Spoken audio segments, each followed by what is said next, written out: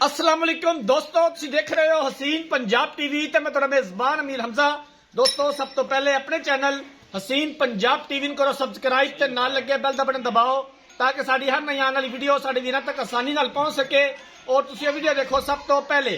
अज जनाब अपने वीरां भरावां वास्ते तीजे नंबर दी वीडियो लेके हाजिर होए हां। तीसरा सूबा झोटी ने सुना है, कैमरामैन साहब दिखांदे ने, उस तो बाद सारी गल्लां बातां मालकां दी जुबानी मालकां दे कोलों पुछांगे कि किन्ने दिन लैंदी है सून दे विच, पिछले सूबे दा दुध दा की रिकॉर्ड सी, की दिद प्यार वाली डिमांड करते ने।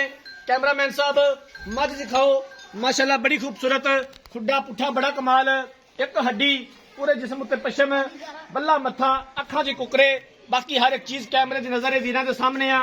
माशाल्लाह उत्तों एडी चौड़ी, उत्ते मंजी डालो बंदा नहीं देखदा, थन बड़ा कमाल है माशाल्लाह, हवाना बड़ा खूबसूरत है माशाल्लाह, सूद दी असार चक्की हुई है, बाकी हर एक चीज कैमरे की नजर है वीरां दे सामने आ। कद थोड़ा है बस, बाकी कोई कमी नहीं मज दे विच, कुन्नी कोड़ी का निशान तक नहीं हैगा, बाकी हर एक चीज कैमरे की नजर है वीरां दे सामने आ।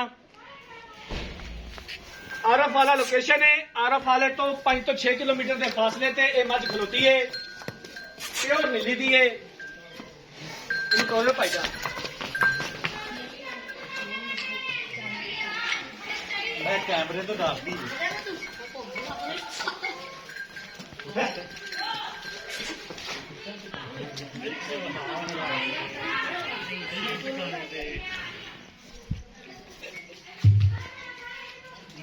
माशाल्लाह मेले लाए हुए ने मझ ने, बड़ा खूबसूरत हवाना है, धुनी तो लैके असार तक हवाना है और थन बड़ा खूबसूरत है माशाल्लाह।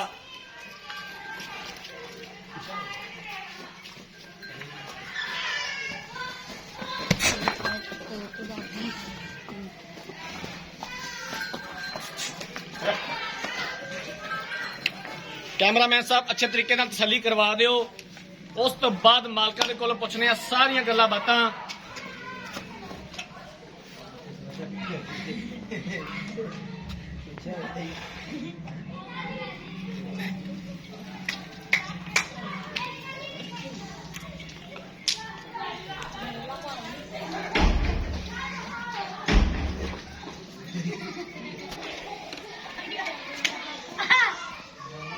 नीली बाहर के जानवर दिखाई दे ने, नीली का शौक पूरा करवाई दा, कोशिश करी दी है कि अच्छे तो अच्छे जानवर की वीडियो लाइए।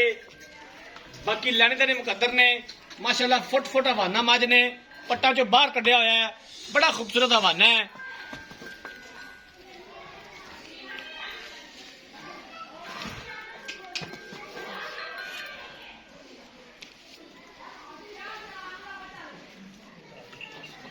लो जनाब मझ देख लीए, मालकां नूं बुलाने आ ते मालकां दे कोलों सारी गलबात पुछ लैने आ, पूरी डिटेल ले लैने। इत्थे आ जाओ भाईजान।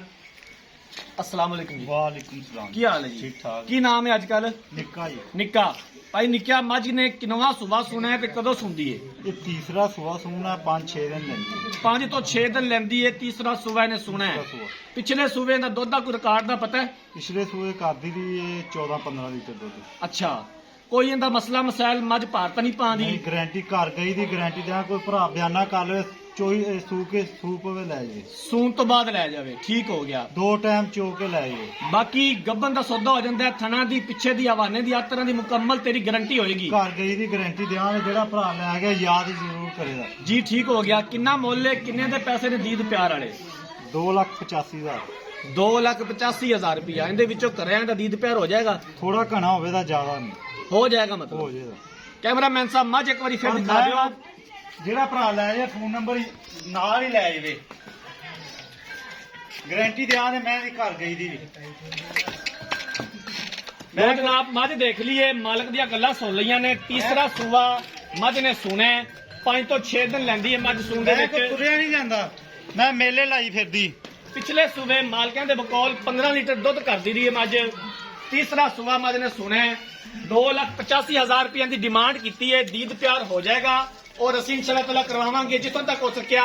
अगर किसी वीर भरा ने यह जानवर खरीदना है, राब्ता नंबर 0312 612 2054, 0312 612 2054, इस नंबर पर व्हाट्सएप बनिए। अगर साड़ी अज वाली वीडियो पसंद आए, वीडियो लाइक तो शेयर जरूर करना है।